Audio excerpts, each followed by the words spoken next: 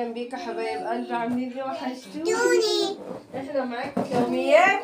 ايوه ناني ناني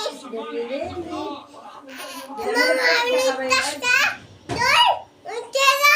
هو يا سوسو السكر عاملين ايه؟ كل سنه وانتم طيبين. بنكمل معاكم بقيه الفيديو. بالسكر ماما عملت تحت هو يا كحكه.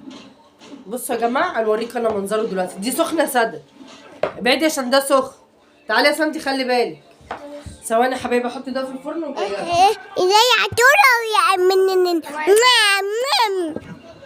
عاملين ايه يا حبايب قلبي؟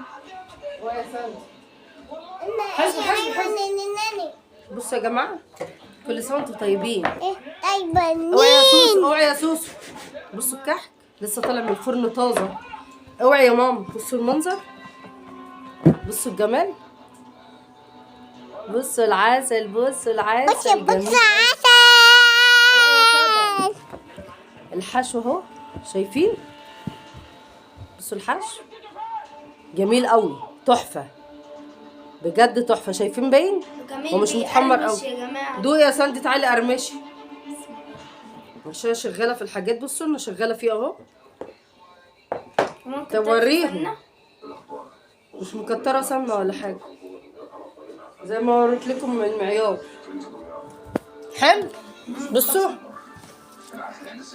من قريب كده، ده اول حاجه سويتها ولسه فاضل دول. طبعا الدنيا مقلوبه وكل سنه وانتم طيبين.